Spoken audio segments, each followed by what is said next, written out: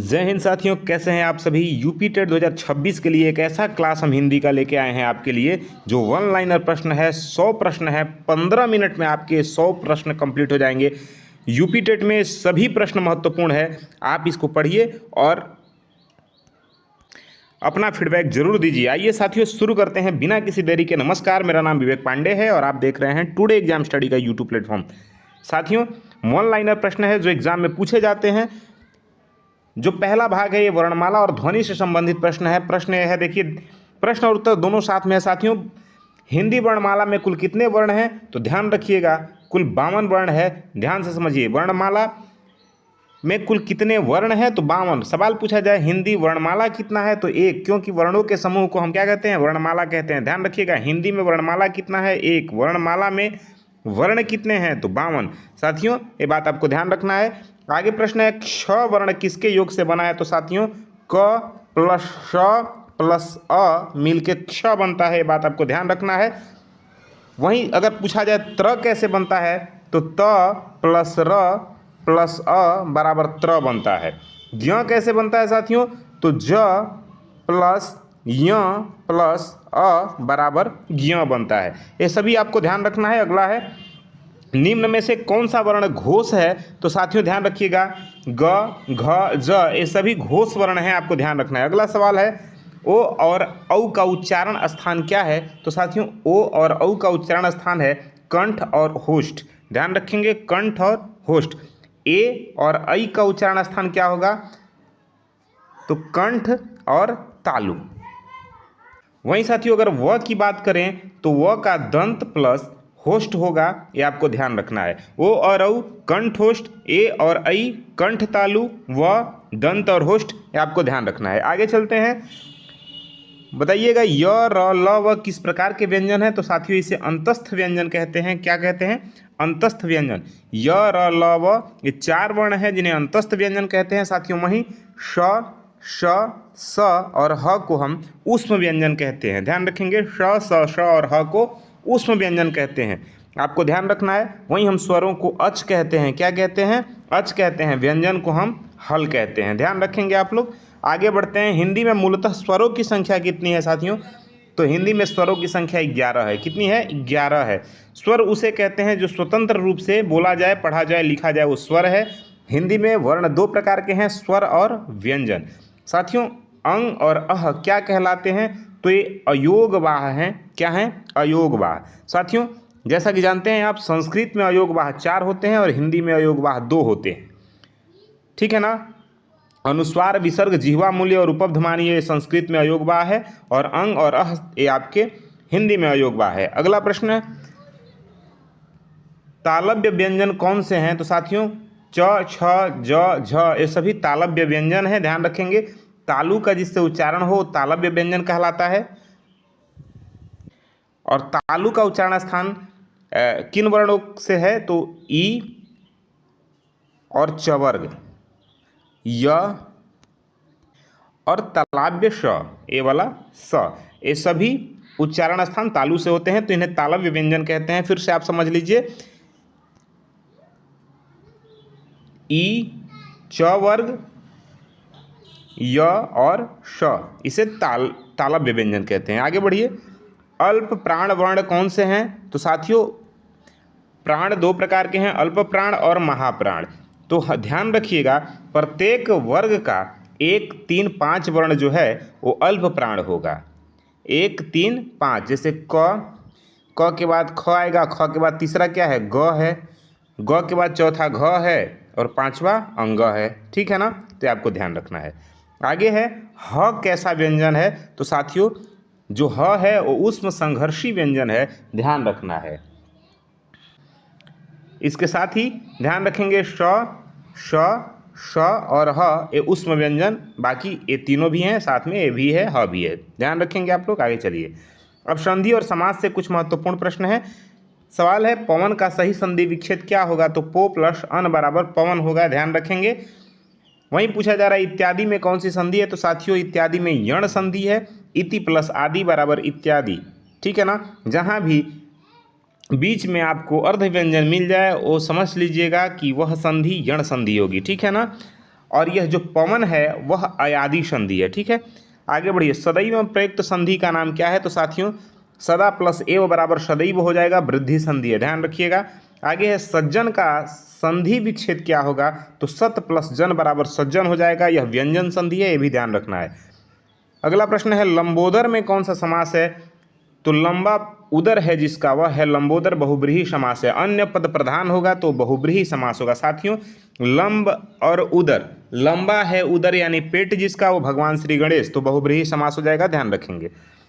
प्रतिदिन में कौन सा समास है? तो साथियों प्रति प्लस दिन जिसका प्रथम पद प्रधान होगा वो अव्ययी भाव समास होगा, ध्यान रखेंगे, अव्ययी भाव है इसमें।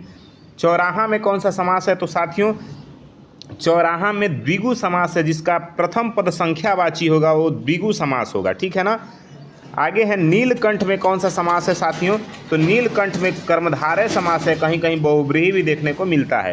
साथियों एक विशेष्य हो दूसरा विशेषण हो तो उसमें कर्मधारय समास होता है। नील माने नीला, कंठ माने कंठ, नीला कंठ है जिसका, या नीले कंठ वाला कर्मधारय, और नीला कंठ है जिसका भगवान शिव, बहुब्रीहि। ठीक है ना। आगे चलिए, दोपहर में कौन सा समास है? तो साथियों अभी आपको मैंने बताया जिसमें प्रथम पद संख्यावाची हो द्विगु समास होगा। आगे है मनमाना में कौन सा समास है? तो साथियों तत्पुरुष समास है, ध्यान रखेंगे, कौन सा समास है? तत्पुरुष है। अब हम पढ़ेंगे तत्सम और तद्भव और पर्यायवाची शब्दों को। साथियों अग्नि का तद्भव रूप क्या होगा? तो अग्नि का तद्भव रूप आग होगा, आप सभी जानते हैं। तद्भव और तत्सम, तत्सम का मतलब होता है जो संस्कृत से निकला है और संस्कृत में ही है वो तत्सम है, और जो संस्कृत से निकल के जो शब्द आए हैं वो तद्भव हैं। जैसे संस्कृत में अग्नि है लेकिन उससे निकल के आग बन गया है। आगे है कर्पूर का तद्भव क्या होगा? तो कपूर होगा, आप सभी जानते हैं। कर्पूर संस्कृत शब्द है जो तत्सम है और इसका तद्भव शब्द कपूर होगा। आगे है खेत का तत्सम रूप क्या होगा? तो क्षेत्र होगा साथियों, तत्सम रूप संस्कृत में क्षेत्र कहते हैं खेत को। आगे घोटक का तद्भव क्या होगा? तो घोड़ा होगा। आँख का तत्सम रूप क्या होगा? तो अक्षी होगा, आँख को कहते हैं। ठीक है ना। आगे है बादल का पर्यायवाची शब्द क्या है? तो साथियों बादल का पर्यायवाची जलद होता है, नीरद होता है, पयोधर होता है। पय माने होता है जल, और धर माने धरने वाला जो जल को धारण किया है। नीर माने होता है पानी, रद माने धारण करने वाला, नीर जो पानी को धारण किया है, जलद जो जल को पैदा कर रहा है। तो बादल का ये सभी पर्यायवाची हैं। आगे है कमल का पर्यायवाची शब्द है, तो सरोज कमल का पर्यायवाची है, पंकज है, जलज है, सभी कमल के पर्यायवाची हैं। साथियों आगे है सूर्य का पर्यायवाची नहीं है, तो ध्यान रखिएगा। आप विकल्प देख के वहाँ से अंदाजा लगा लीजिएगा। बाकी दिन, दिवाकर, भानु, भास्कर ये सभी सूर्य के पर्यायवाची होते हैं, इसके अलावा जो हो नहीं होगा, ध्यान रखिएगा। चंद्रमा का पर्यायवाची है क्या है? तो चंद्रमा का पर्यायवाची मयंक, सुधांशु, राकेश, ठीक है ना, ये सभी चंद्रमा के पर्यायवाची हो जाएंगे। निशाकर भी चंद्रमा का पर्यायवाची हो जाएगा, ध्यान रखिएगा। आगे है नदी का पर्यायवाची क्या है? तो साथियों सरिता, तटनी, तरंगिणी ये सभी नदी के पर्यायवाची हो जाएंगे।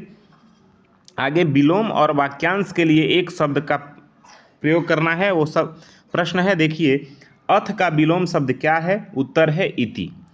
अज्ञ का विलोम शब्द क्या होगा? तो है विज्ञ। वहीं स्थावर का विलोम क्या होगा? तो साथियों जंगम। वहीं उत्कर्ष का विलोम क्या होगा? तो अपकर्ष। आप बताइए उन्मीलन का विलोम क्या होगा? तो मेरे भाई निमीलन, ध्यान रखेंगे। आगे है जो सब कुछ जानता हो उसको क्या कहते हैं? तो सर्वज्ञ कहते हैं, सब कुछ जानने वाले को सर्वज्ञ कहते हैं। और जो कुछ नहीं जानता है उसे अज्ञ कहते हैं, ठीक है ना। जिसकी उपमा न दी जा सके उसे अनुपम कहते हैं। उपकार को मानने वाले को कृतज्ञ कहते हैं एक शब्द में। जो बहुत बोलता है साथियों एक शब्द में उसे वाचाल कहते हैं। मोक्ष की इच्छा रखने वाले को मुमुक्षु कहते हैं। क्या कहते हैं? मुमुक्षु कहते हैं। अब रस, छंद और अलंकार से प्रश्न है साथियों। रसों की संख्या कितनी मानी गई है? तो 9 रस हैं, ठीक है ना। रस यही ध्यान रखिएगा। नाट्य शास्त्र के प्रवर्तक भरत मुनि हैं। आगे प्रश्न है श्रृंगार रस का स्थायी भाव क्या होगा? तो साथियों रति होता है। और करुण रस का स्थायी भाव शोक होता है, ध्यान रखेंगे। वीर का स्थायी भाव उत्साह होता है।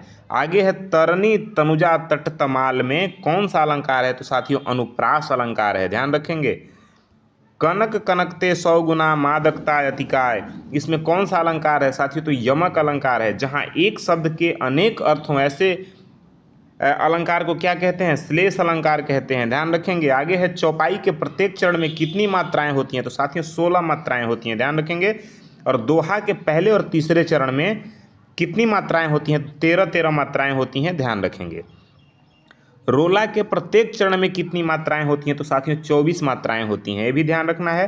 अब हिंदी साहित्य और रचना से संबंधित प्रश्न है। गोदान के लेखक कौन है? प्रेमचंद्र हैं। कामायनी किसकी रचना है? तो जयशंकर प्रसाद की है। वहीं चिदम्बरा पर किसे ज्ञानपीठ पुरस्कार मिला था साथियों? तो सुमित्रानंदन पंत को।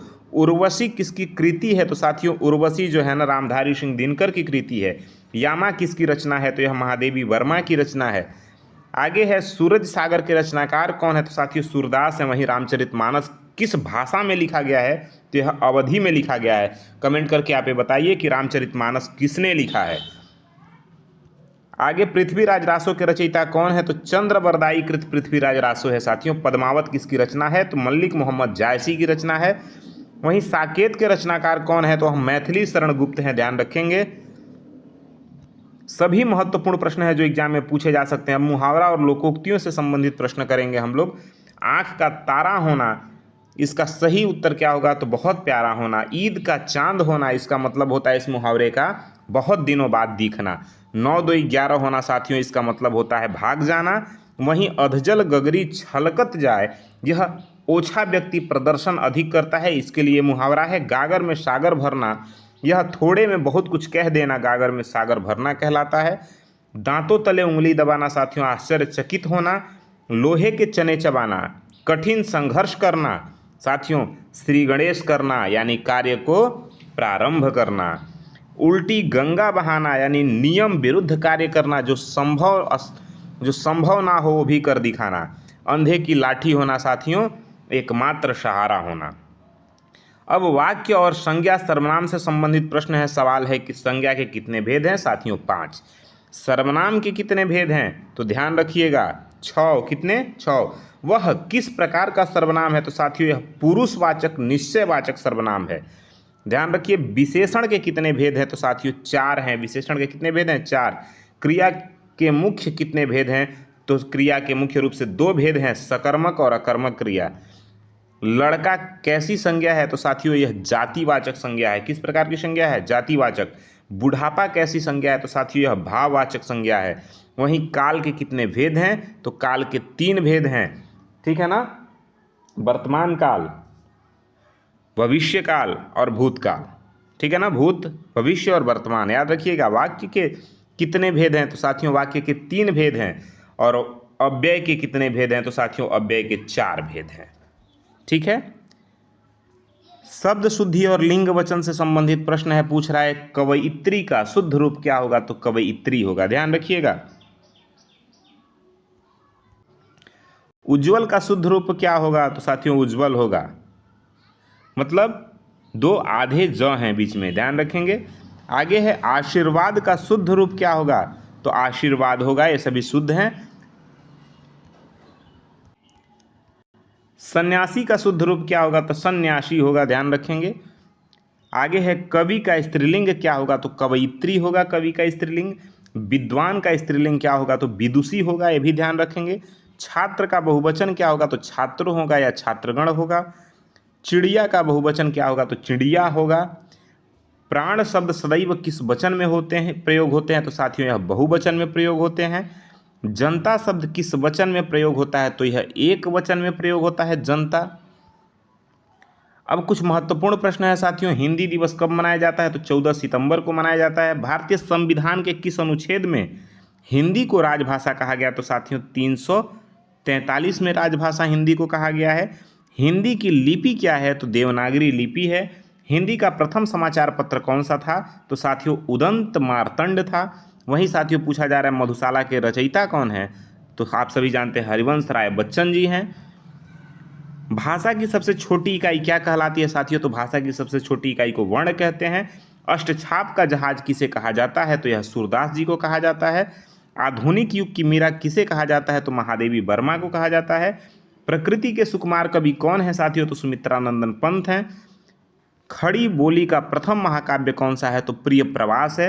ये आपके वो 100 महत्वपूर्ण प्रश्न वन लाइनर हैं जो 15 मिनट में कंप्लीट हो गए। बाकी वीडियो पसंद आया हो तो लाइक से सब्सक्राइब करिए। मिलते हैं अगले क्लास में, तब तक के लिए जय हिंद।